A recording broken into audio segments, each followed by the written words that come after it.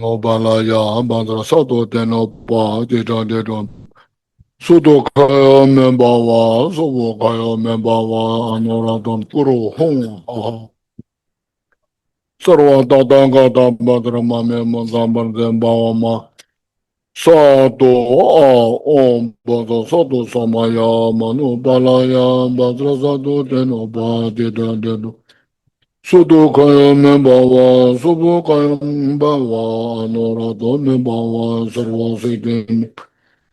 कर्म सुसमे चेतन श्रेया गुरु हों गतम गतम भद्रम मे मंतम बंतम भव महासम साधु आ ओम भद्र साधु समया मनोबलया भद्र साधु तेनो तेनो सुधु कयो मे भव सुभु कयो मे भव नूरातो मे भव सवसिद्धि कर्म सुसमे चेतन श्रेया गुरु हों Sawadadangadabadramanyamadambardamba Samaya Sadwa.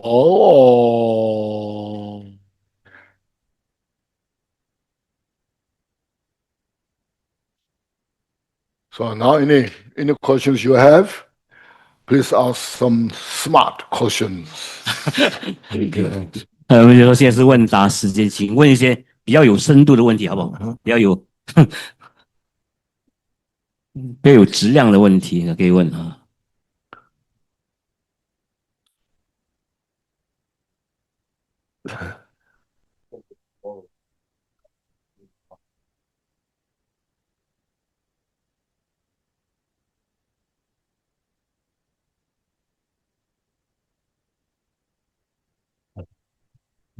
There's no questions and answer.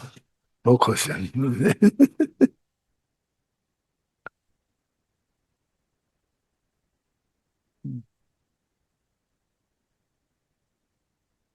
请大家把握这个黄金机会，多问问题哈。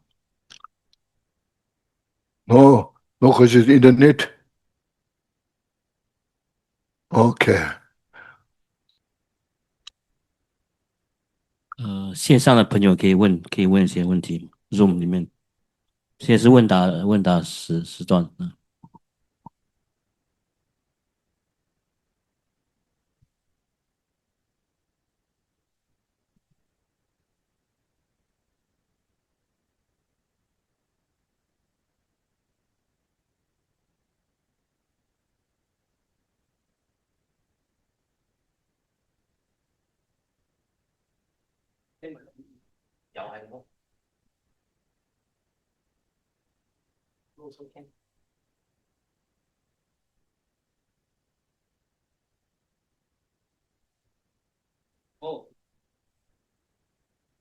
There's one question from Zoom.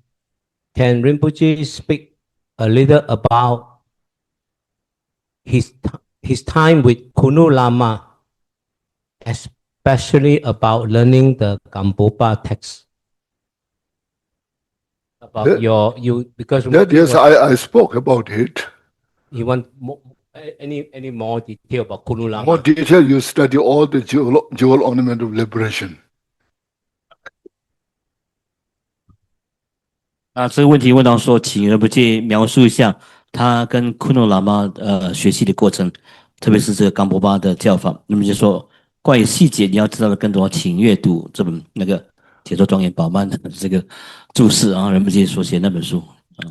Kuno Lama Rinpoche, you should say, he was such a hidden great master, both in the scholarship as well meditation practice, especially with the practice of bodhicitta. He wrote a book, one verse a day for one whole year.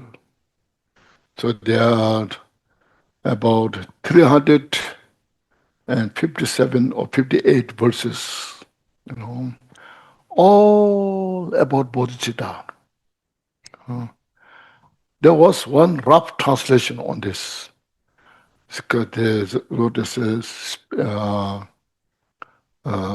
space and sea, ocean, the name that.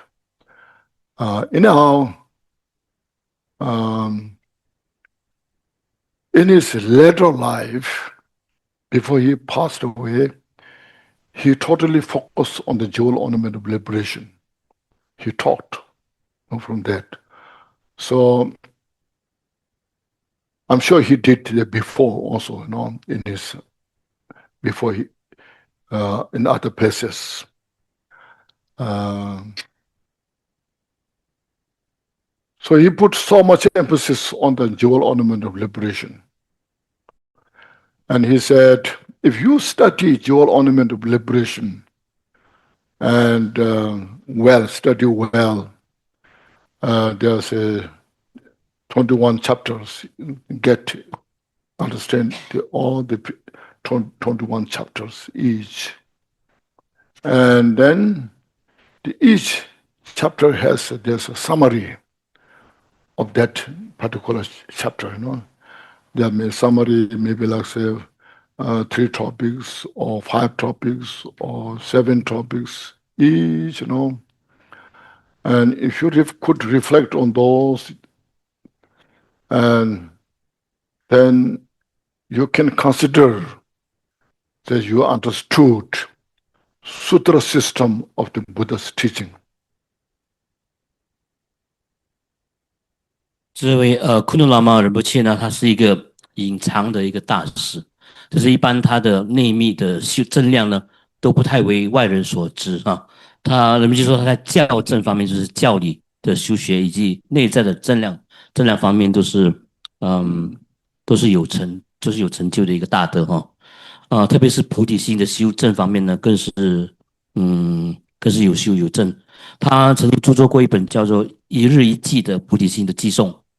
就是每一天1年里面每一天就是看一页一个寄语，然后去修持，那一共有357就是58个寄语，每一年1年你看每一天都可以看一页，那应该有被翻译成其他的语言，翻译的名称叫海天一色吧，这类似的。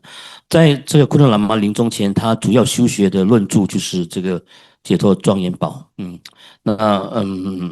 他说。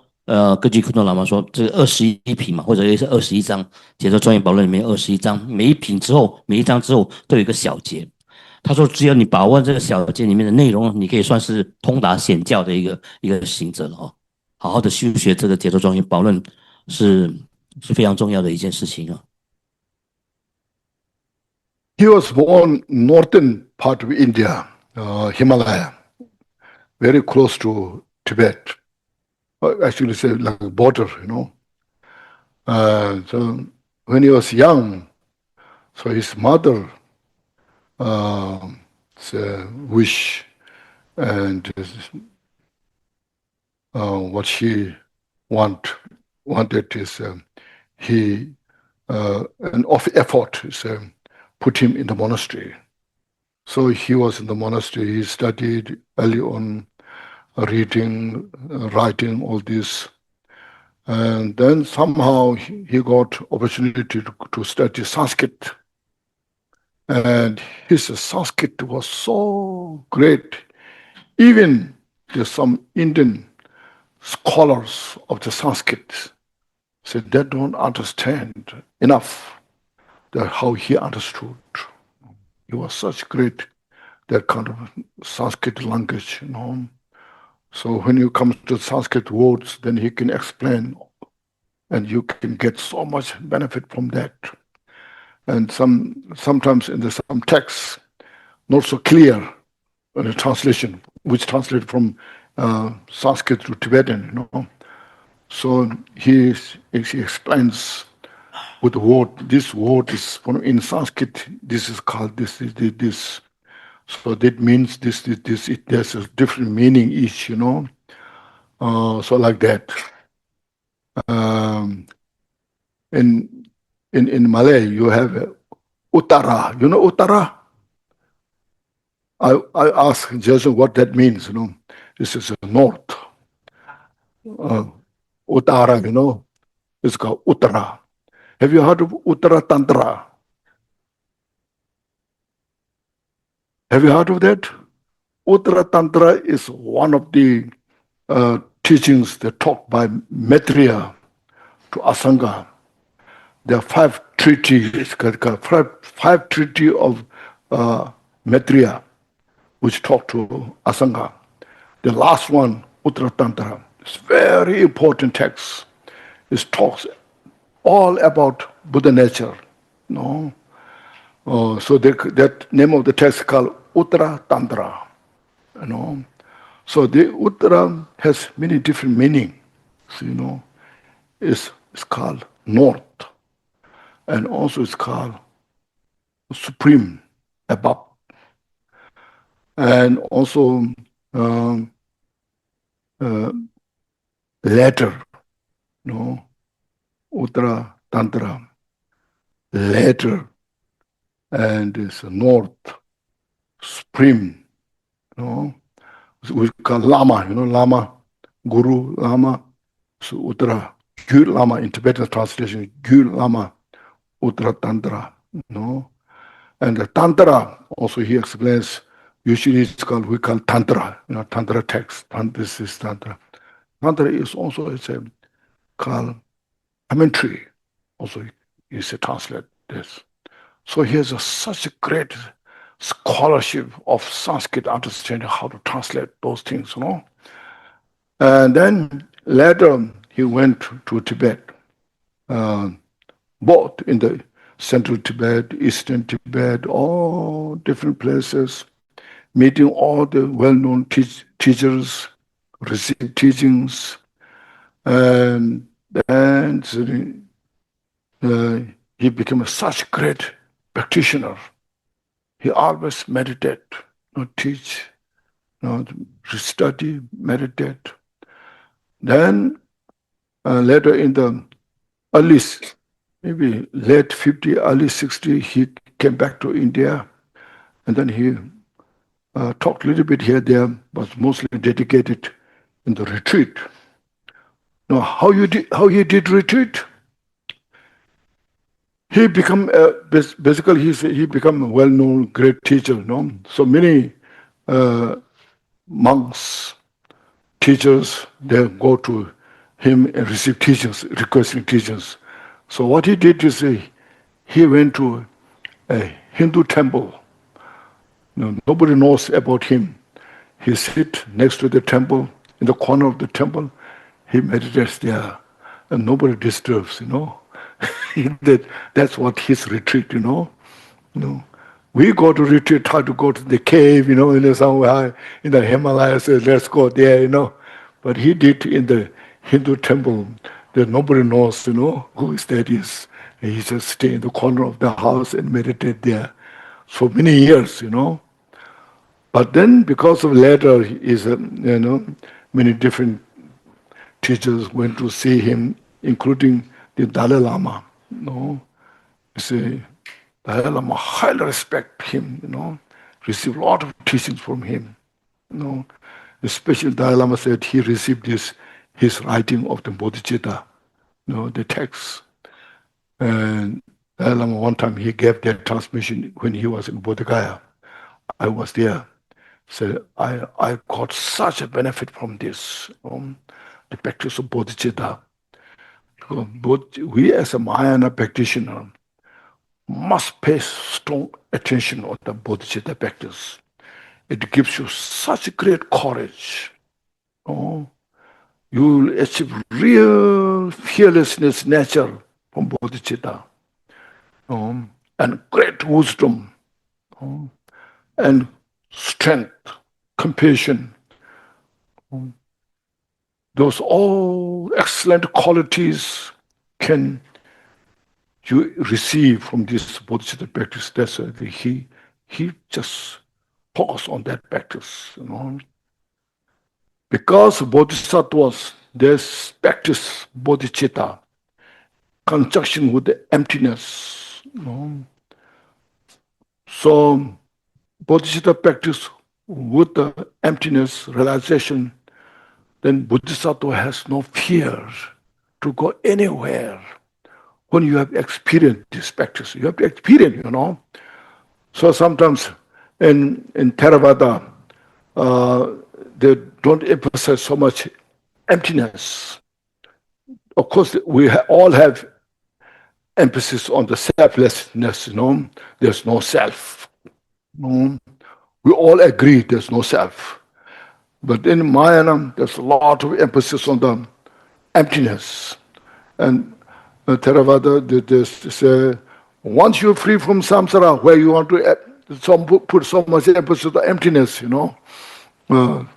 but then the Bodhisattva, in the Shantideva's text mentioned, the great Bodhisattvas, out of seeing, out of great wisdom, they see the suffering of the sentient beings, and they're going to the lower realms, like hell realms. They go there, have no fear, no expectations.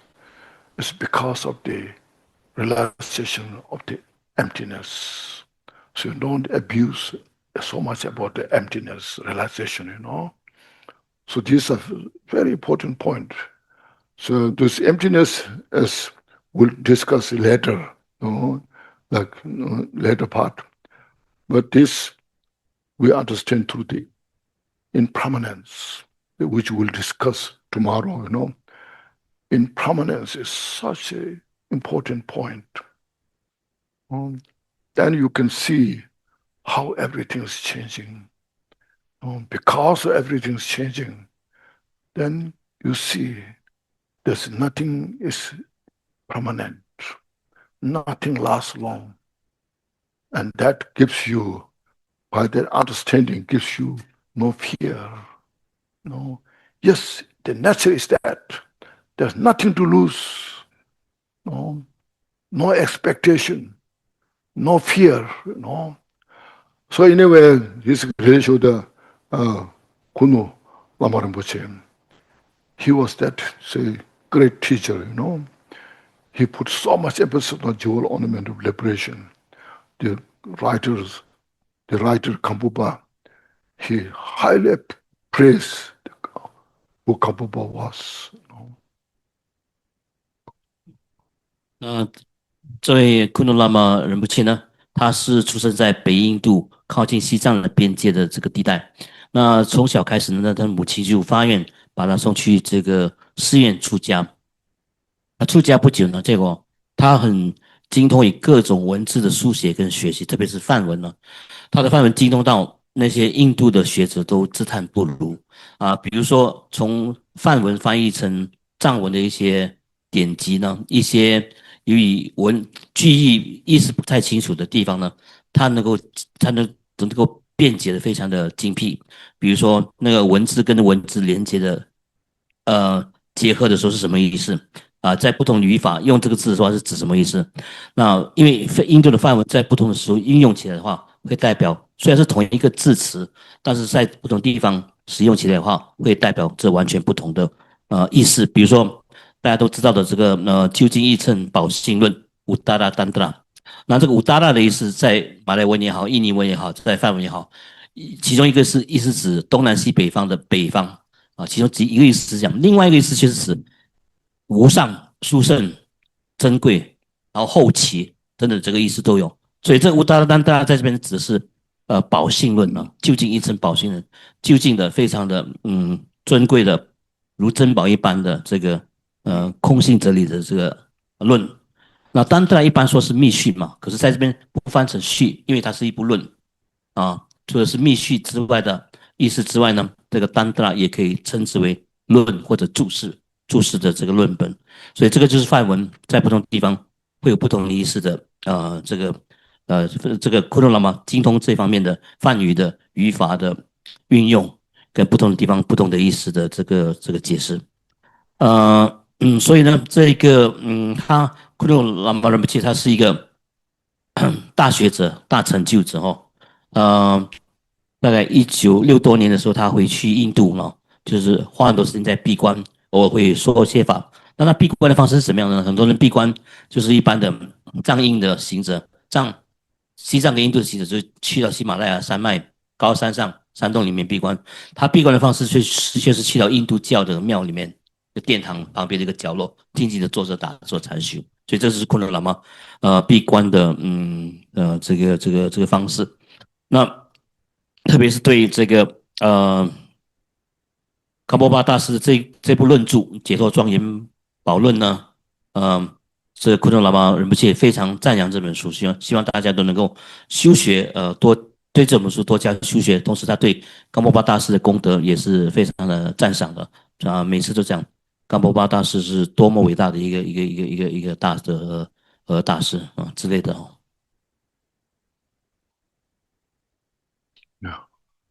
对对，还没讲完，包括观音尊者，观音尊者就是我们大家知道，观音尊者就是曾经在仁波切受过一次法，就是也是观音尊者讲过说，这个对于大乘行者来说，菩提心的修学跟证悟是非常非常重要的。那库顿喇嘛在这方面呢，贡献良多，非常的伟大的一个大修行人、大学者。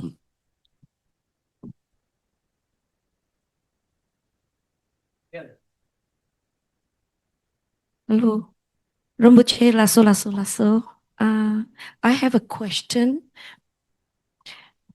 Is that what is the subtlest point at which recognition of the Mahamudra is mistaken as experience? Even It's when mistaken what? it's mistaken as experience. Experience. Experience, yes. Yeah. Even when devotion, clarity, and bodhicitta are present. Yes. Yeah. What is the subtlest point? What is the subtlest point? Subtlest Yes. point about what? Small missed out point. Subtlest. SUBTLEST. Subtle. Subtlest. Subtle, yeah. Most subtle point. Point at which recognition of the Mahamudra is mistaken as experience, even when devotion. Experience. Yeah, experience. Even when your devotion, clarity, and bodhicitta are present. Listen. Yeah. So what's the point? Was you mistaken what? In the sense of the experience. One's experience. When you experience Mahamudra, then what happens to devotion? That you have, the Then- experience that you have, your devotion that you have, the clarity and the bodhicitta that Then- you have at the present. Then What is that subtlest point of recognition we should look into? look into nothing. Yes. Yes. Yes. Okay, thank you. 我刚才忘记翻译有一段，刚才忘记翻译有一段，就是说你证悟了这个，你证悟了菩提心之后，你会有大无畏的这个精神啊，大无畏、大精进、大智慧，然后一切都是从菩提心那边升起的。然后菩提心加上空性的话，就是2全其美，你就会，你是一个你身为一个大乘行者，你会具有这个大无畏的精神，上山下海，我不入地狱，谁入地狱等等，都会有这样的一种体悟跟这个增量。然后呢，就是说，大菩萨是具足大智慧、大精进、大勇猛力的，能够解决众生苦的这个行者。所以，如果证悟菩提心加上空性这两者合一的话，你会对一切都是无畏无惧的，对轮回的体验都会无畏无惧。然后，就是悲之双运，对轮回和无希惧，就是没有希求，也没有恐惧，无悲忧，不会悲伤，不会忧恼这是昆仑喇嘛仁波切所带给我们的法教的这个精要。那特别是对这个《解脱庄严宝论》跟冈波巴大师这个著作者有特别高的赞扬。那你这边问到说，大手印之所以为一种体验，为什么我们有了虔诚心跟这个明性的以及菩提心的修正之后，那应该要做什么是吧？这什么是最微细的障碍啊？仁波切的回答是什么？空一切空。make it simpler. What I'm trying to say is that in this Mahamudra practice, what is the subtlest point that whereby the obstacles that prevents the direct recognition of the mind's nature, even when the devotion, clarity, bodhicitta, understanding all present? That is That I mentioned before. You could not synchronize Shila, Samadhi, Pranja. Yes. Okay.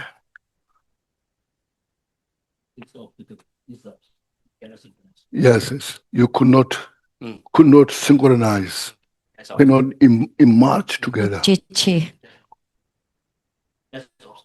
Yeah, that's the obstacle. 那个就是障碍，障碍升起是因为你不能够整合，或者你不能把这个戒定慧三学放在一起修，不能同时证的这个三学，三学不能够具得啊，就是大障碍了哈。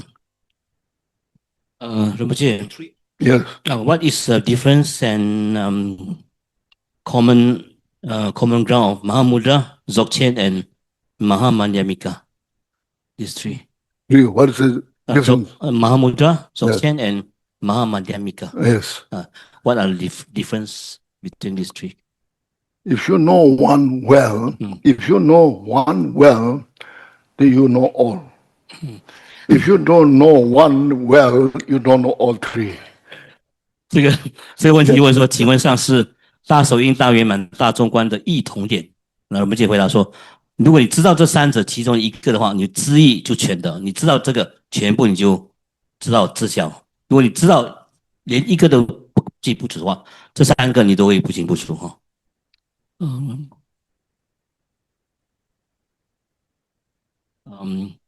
How to attain the non-duality between meditation and non-meditation?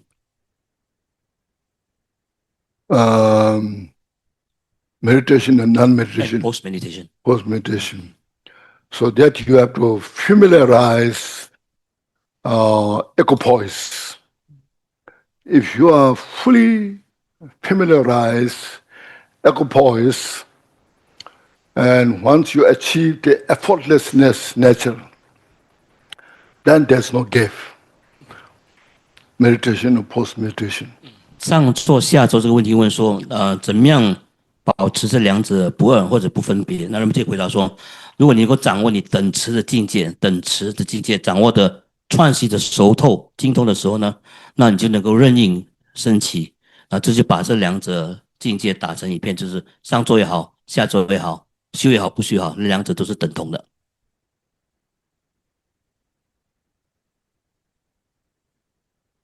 How to differentiate between the sign of shamatha in Mahamudra? Is it that we are seeing some light? First question. Light. Light when? Shamatha in Mahamudra. In shamatha light. Not vipassana light. Shamatha light. Yeah, there are a lot of confusion in that. When there's somebody who's nowadays it's very rare, actually meditate. We don't meditate so much, No time to meditate. Our life is so busy, distracted. So because of that, no any good quality of the shamatha first place, I have to go there, I have to go there, I have to go there, I have to come back, do this. How you can expect good shamatha within that kind of distraction? No. Shamatha is you have to sit in one place, settle down, for days, months, and years. Then there's a possibility to have good shamatha. No. When there's good shamatha, then the practitioner, you see, there's a middle. There's calm, great joy, bliss. When your mind is calm, peaceful, relaxed, see, then you feel such a great joy in the mind. because there's no distraction. All our mind is disturbed by all the distraction.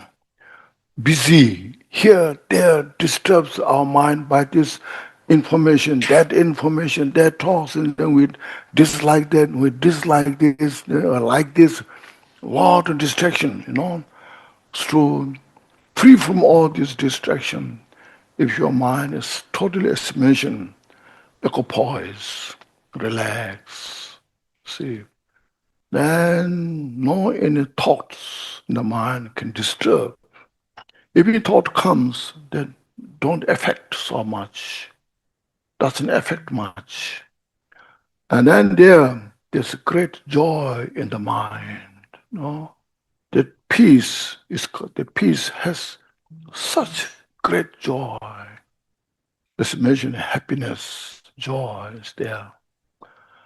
See, so that's called great joy, sometimes called bliss. So blissful mind.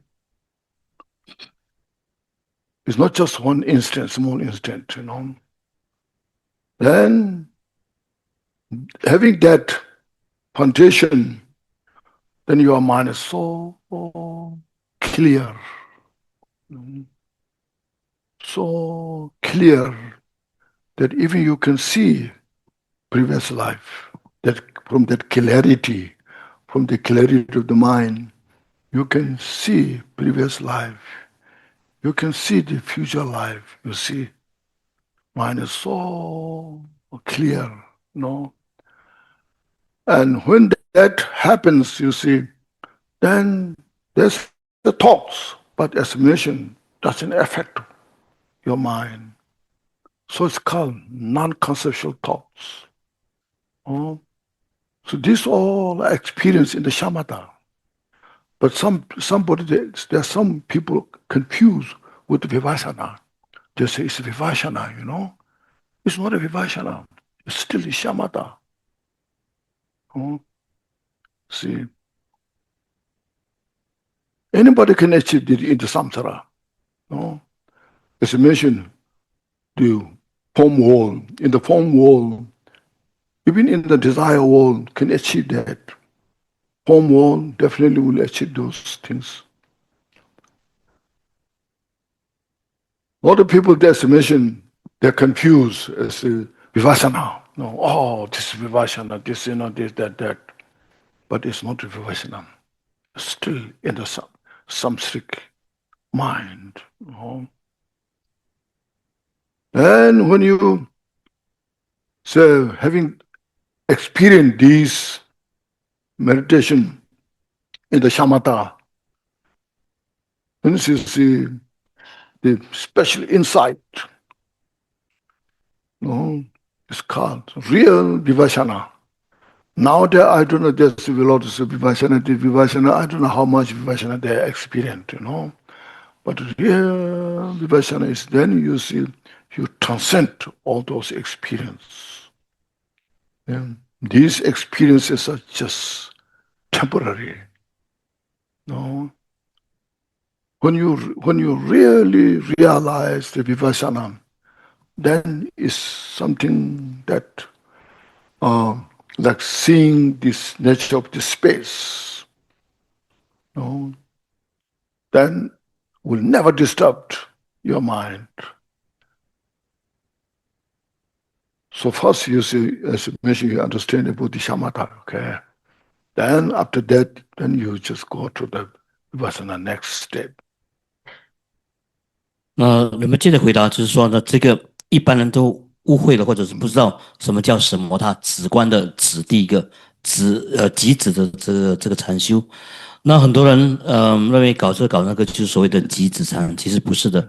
现在第一个要点要讲就是说，现在人都很忙，到处跑来跑去的，忙忙碌碌的，庸庸俗俗的，那根本不能够安定身心坐下来打坐，更遑论说要有这个什么他或者极止禅方面的成就跟这个正量呢，根本没有这样的一个机会，这是第一个要点。第二个要点呢，真正的要修极止禅，止禅要修得好的话，先要找一个地方好好的自在的把身心安顿下来，好好的打坐，好好的这个静坐，然后不只是一天哦，不是1个小时，每一天都这样做，每一个月都要精进不懈的去修持这个止禅，然后年年复年年，日日复日日，这样一直到你有体验升起为止呢，你的心意静心能够达成的话，你会有这个大乐的升起，大喜乐的升起。那即便是妄念会偶尔会现起的，也不会影响到你心灵的心的止极。那现在我们的人其实是充满一大堆的资讯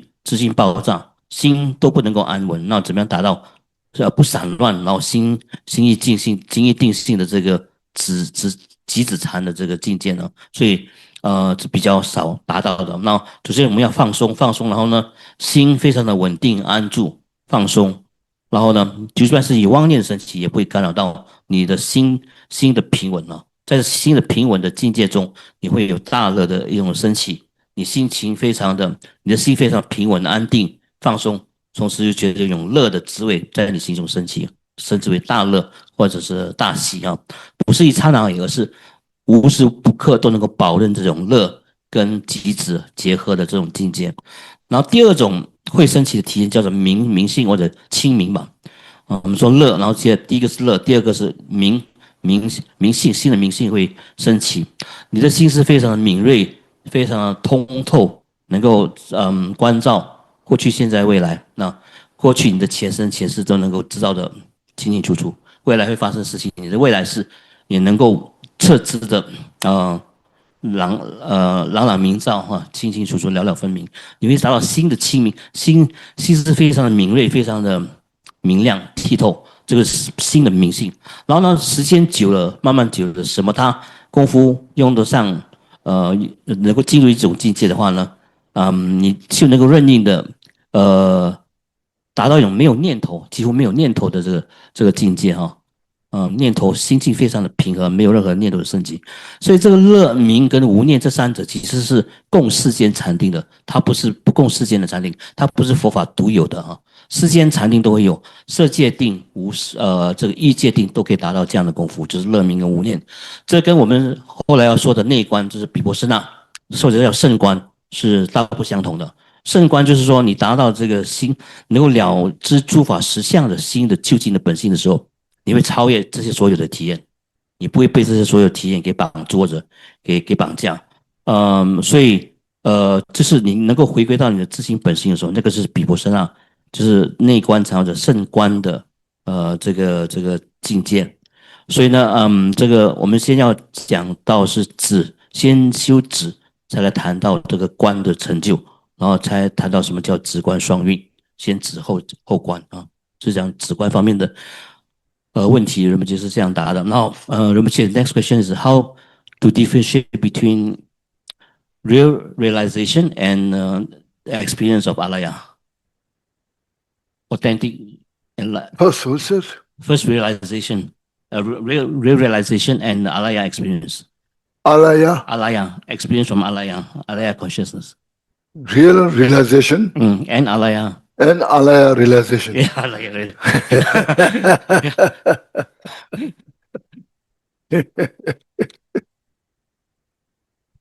real realization and looks like alaya realization, something not real. You get that kind of impression, you know. Yeah. Real realization is mentioned through the three training, you know, in the Bodhijaya Avatara mentioned. Shine, how's your Tibetan? Shine Rabdun Dembel, Hadonge. Shine Rabdun Dembel, Hadonge. Nyomon number jumper Shijanes. Say Shine and Hadong. Vipassana. Hadong. No, Hadong, Shine Rabdun Dembel, Hadong, yes. Then it's this Shine, the Shamatha, you know, the Shine Rabdun Deba. Rabdun Deba means this powerful, most powerful, very powerful Shamatha. or very stabilized shamatha, we should say. You know. And with that shamatha, samadhi, we should say samadhi, shamatha, you know. And Shinarabdhan Dampa, and possessed. Having possessed very firmly shamatha, and then that by the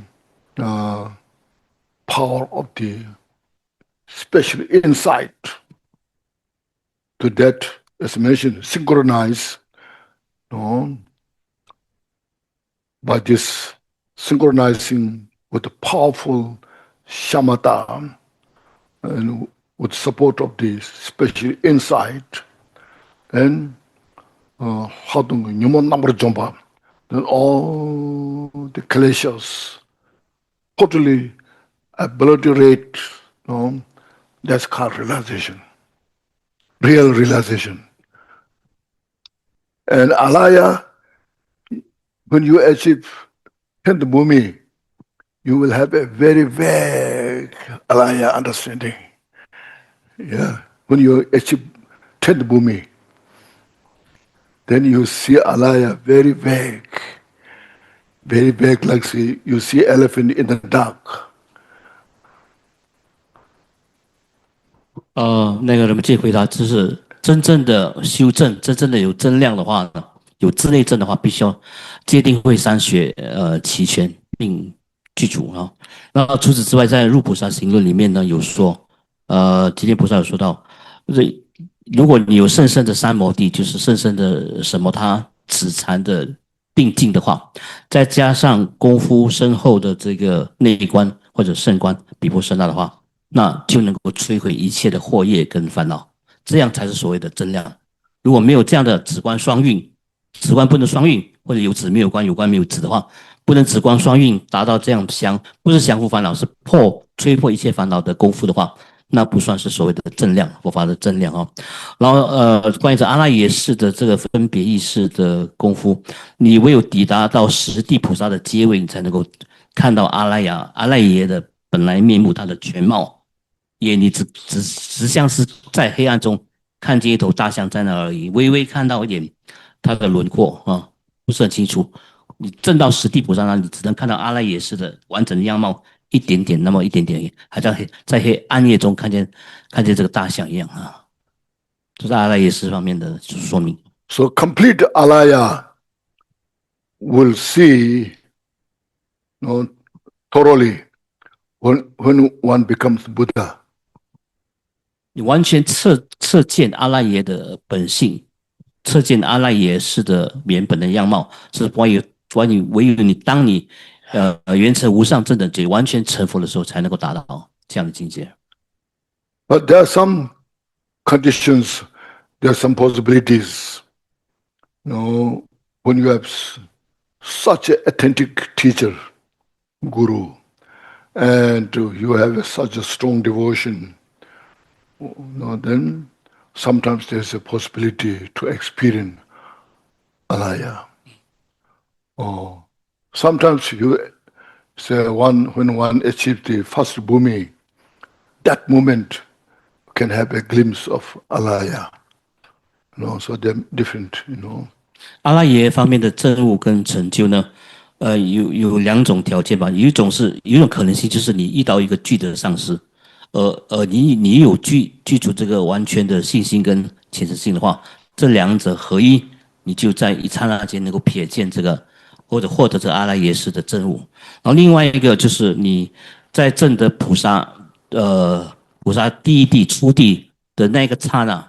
那你可能会有一刹那间呢，升起这个阿赖耶识的正悟跟正量啊，也是有可能的。Okay? 好， Everyone is good? Got some benefit? 大家获得法益吗？法益上受用有得到吗？ Okay. Now you lead dedication prayer. Jason. Who?